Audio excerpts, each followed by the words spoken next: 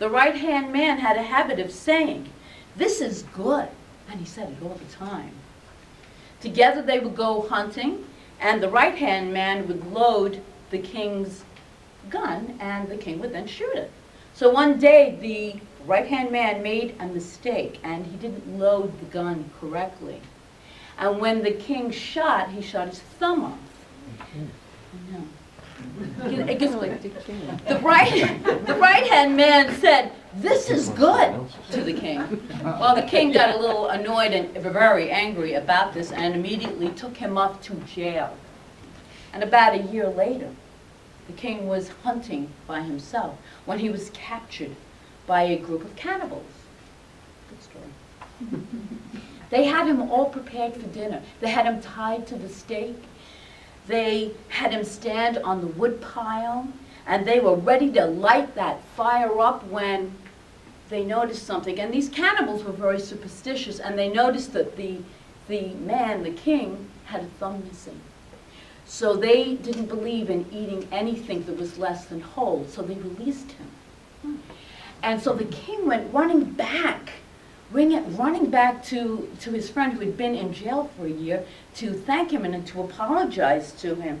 And he shared this whole story with the right-hand man, and he apologized, saying it was so not good what he did, locking him up in jail. And then the right-hand man said, no, this is good. This is very good. The king was a little confused by now, and he said, "How can it be good that I locked you up for a whole year, an entire year in jail?" And the right-hand man said, "Because if I had not been in jail today, I would have been with you."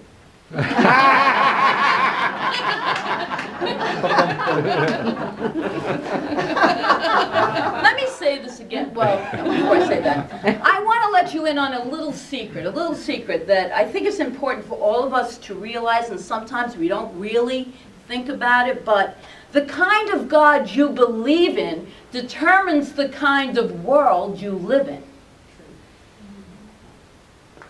And let me say that again because it's really important. The kind of God you believe in determines the kind of world you live in. Do you really believe that God is good all the time? Really? Realizing that God is good all the time, 24/7, is not about having no problems, but it is looking at life from this higher perspective. In all things, in all situations, in every circumstance, seeing and believing God's good. It exists, it's present, it's always there. But the kind of God that you believe in determines the kind of life that you live. Ernest Holmes, in a book, The Great Awakening, writes, "Our awakening is a process of evolution, a little here and a little there until the whole eye is opened. And we see that life is neither separate from God nor different from good. Life is God, and good is the only power there is or can be. We must instill into the mind the fundamental proposition that good is without bounds. Good is without bounds. There is your first rock of growth." There's the G one. Instill into your mind this fundamental belief that good is without bounds. So let's say that together. Good is without bounds. Good is without bounds. Nothing to bound the good of God. Good and God is actually synonymous. Same thing. So we move on to our second rock of growth. R. Righteous judgment. So what is righteous judgment exactly? I had to do a little research on that. So I pulled out my great book, Dictionary of New Thought Terms, which was written by Ernest Holmes. And righteousness that he describes means the quality of being right or honest, and honest. It's really using your right mind, the mind of God, right? So it's about the quality of being right and honest. And in Webster's dictionary, then I looked up one of the definitions of judgment. Because, you know, I was thinking, judgment really gets a bad rap. Because we say, oh, no judgment in that, you know. Well, there are many different definitions to that word of judgment. And the one I liked for this is, it's the ability to judge, to make a decision or form an opinion objectively or wisely. So then, righteous judgment literally means the right and honest ability to make a decision objectively and wisely. The master teacher, Jesus, told us something very important, and something that has been really misinterpreted when he said, "Judge ye not by appearances, but judge by righteous judgment." So the righteous judgment is the right and honest ability to make a decision objectively and wisely. And Holmes writes, I have a lot of Holmes today. Holmes writes in the Science of Mind book, "We have looked at poverty, degradation, and misery until they have assumed gigantic proportions. Now we must look at harmony, happiness, plenty, prosperity, peace, and right action until they appear. During this process, many things may happen that appear to be destructive. We may pass through good fortune and bad. But if we come to the point where we are not distributed by things, we have found the secret. If, as Jesus said, we judge not according to appearance, but judge righteous judgment. Remembering that if, and I like this, if we can judge in this manner out of any chaos, we can produce harmony. Out of any chaos, we can produce with righteous judgment. That's one of our rocks of growth. So then we have O, opportunity, outlook. You know how you look at life is the way that life is going to look at you. Looks right back at you. Do you know that in God, you have unlimited opportunities, limitless potential in every single situation, in every single thought, in all that we say, think, and do? Through our outlook. Our outlook is our opportunity.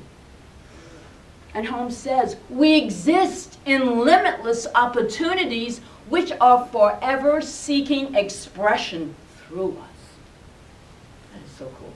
So when we don't have those little pebbles, those little rocks in the way, we can put in our big rocks of growth and really create a life that we really enjoy. And you get to experience these opportunities, all depending on your outlook. It's all about your outlook. So a minister decided one Sunday morning that as a visual demonstration, he would add emphasis in his temperance sermon. At the beginning of his talk, he placed 4 worms in 4 separate jars. And so the first jar, he placed this worm in alcohol. In the second jar, he placed this worm in cigarette smoke. The third jar, he placed a worm, 4 worms, in chocolate syrup. And the fourth worm he put into some healthy soil. And he gave his sermon. And so at the very end of the sermon, he asked the congregation, you know, what do you think the results are? And he first said, well, the first worm in alcohol, dead. The second worm in the jar of cigarette smoke, dead. The third worm in a jar of chocolate syrup, dead. The fourth worm, boy, you're sharp. The fourth worm in the jar of healthy soil was alive and wiggling around. So the minister then asked the congregation, what did you learn from this? This is an important message. And so in the back of the room, this little woman, there's always a little woman in these stories, this little woman raises her hand and she says, as long as you drink, smoke, and eat chocolate, you won't have worms.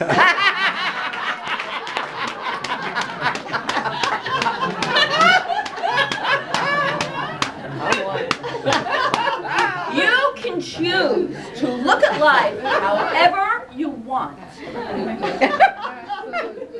Quantum physics, we jump from worms to quantum physics. Quantum physics suggests that there are multiple realities occurring all at the same time. And it really is what we are focusing on, what our perception is, which reality are we focusing on, because we're always a choice. We talk about that free will that we all have. So we always are a choice, no matter what the situation, no matter what the condition. It is our outlook. It's an opportunity for growth. An opportunity to see the divine in every single situation. There was an article in the newspaper some time ago, and it was written about Clint Eastwood as a director. And one of the actors in his movies, Flags of Our Fathers, said this about him, which I was impressed. Eastwood lives in the moment, seems undaunted by any setback, and can turn any situation into a positive. He sees opportunities in everything. The actor said, recalling a day when 500 extras and 500 vehicles were confronted with this pouring rain, the director simply moved the cameras and shot a dream sequence in another place. And when the rain stopped, he resumed the shooting with the 500 actors and the vehicles. And the rain let up, and the actor said, I mean, nothing's a problem to this man. Nothing's a problem with him. He always sees everything as an opportunity. So we can let the rainfalls in life, hold us back and hold us down. But maybe it's a great opportunity. Maybe there's something else we need to be doing in that moment. And then resume. Everything is an opportunity. It's all in our outlook. So then we have W, wholeness. And Ernest Holmes writes a lot about wholeness. So it was really kind of challenging just to find one quote from him, because there are so many quotes from Holmes on wholeness. And so this is the one that I liked, and it's on page 447 of The Science of Mind. He writes, we often think what we require is money, friends, and physical healing. For we do need all these things. But they are the effects of a right relationship to life. All people need some form of healing.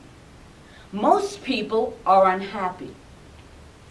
Few have any realization of permanent peace. He writes, we seek fragments when the whole is at hand. The universe is a perfect, undivided whole, and healing can take place only when one is unified with it. Let us seek wholeness above all else. The tapestry of a Persian rug, this is an exquisite piece of art when looked at as a whole. But if you were to look at one tiny spot on that rug and you didn't particularly like the color or the pattern of it, you would deem it not beautiful. You would maybe call it ugly, this one little part of this exquisite rug. But without that ugly spot, that tapestry would not be whole, would not be complete. So it's the same with life.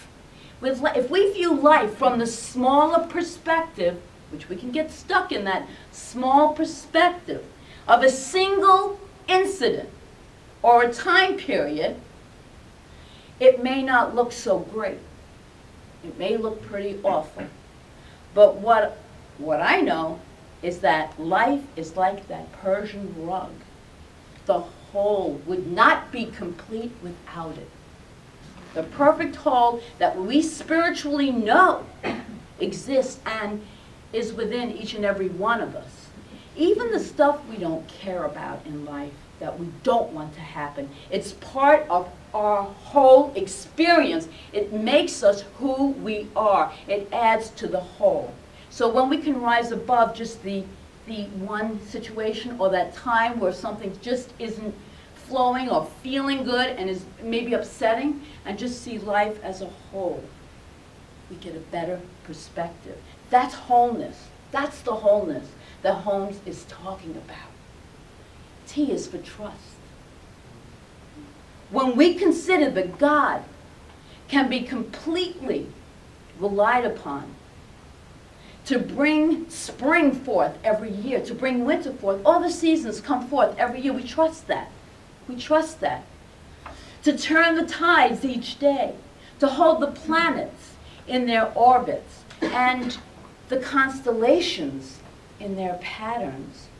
It becomes quite obvious that this Creator knows what it's doing, yes, clearly knows exactly, this is brilliant wisdom, this mind of God in this perfect divine right order is perfect, wonderful, and knows the very best for all that it creates.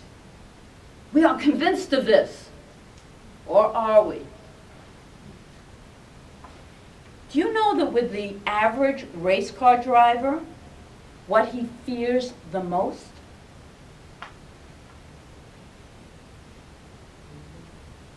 Is having someone else behind the wheel while he's a passenger. That is the greatest fear. So, do we need to control every single situation? Do we have to be the right one all the time? Or can we let go? Can we let go and let God for a moment in our lives? Because I know without a shadow of a doubt that God's picture of creation and anything in my life, in all of life, is so much better than I could ever think of myself. Oh, am I right? Oh, you're right. Oh yeah, I'm right. That convinces me. So it's in the trust. The trust is where we develop our faith. Our faith. We have to trust that there's a process. There's a reason for everything, even the unpleasant things in life, as well as the pleasant things. And I have an exquisite promise that was made in the book of Isaiah, chapter 40, verse 31. Those who trust in God will renew their strength. They will soar on wings like eagles. And they will run and not grow weary. They will walk and not faint. And just like Peter was called, one of the apostles, was called foolhardy to just step out of the boat and walk across the waters, those waves, to get by the side of the master teacher, Jesus. But he did it because of his faith, his trust in this power for good. And we all can develop. I mean, mine's always developing. It's developing that faith deeper and deeper within us to know there is a power for good and nobody can take that away from us. It's ours as we develop it. H. Heaven is a here and now reality. An exasperated mother, whose son was always getting into mischief, finally asked him, "How do you expect to get to heaven behaving like that?" That little boy, he thought, little kids are great. That little boy, he thought for a moment. And he says, well, I'll just keep running in and out, and slam the door until St. Peter says, either come in or get out. by placing your rock of heaven in your foundation, then, you get to come in. You get to come in. Because where is heaven? It's within each and every one of us. It's not something outside there. There is no outside there. Hello, everyone. There is no outside there. We might think through our five senses that there is, but then we are learning about our five faculties, which we know that there is no out there. There is only the heaven within us. And Holmes writes, the greatest good that can come to any of us is the forming within us of an absolute certainty of ourselves and of our relationship to the universe, forever removing the sense of heaven as being outside of us. Heaven is a decision. Heaven is a decision. Heaven is our home. It's where we come from. It's our natural state of being. It's our truly natural state of being. When you see little infants, you see that they are in their natural state of being. They haven't been, as Don Miguel would say, domesticated yet. They're in their natural state of being. We keep looking outside for heaven when all of the time is within each and every one of us. That's why it is key to develop that connection, that remembrance, that relationship with our indwelling self. It's vital that we do that because that's where heaven is. So, make room for these rocks of growth. See if I can do this right. I'm going to pull them out. G. God is good all the time, 24/7. R for righteous judgment. O, anyone remember? Opportunity. Opportunity outlook. Yep.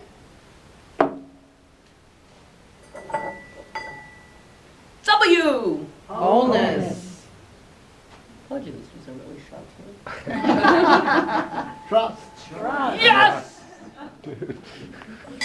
And Heaven. heaven. These, my friends, are what we are going to be talking about for the whole month. Fist size. Big rocks. Make room for the big rocks. If you don't ground yourself in the bigger ideas first, if you fill yourself up with all the pebbles and sand and all the small gravel, there won't be any room for the big ideas to come forward. And that's what all of us need to deepen into that idea. There is so much good, so much largeness. So think big. Have these big rocks of ideas. And then you can deepen with us this month as we really learn that God does rock. And so it is. So it is.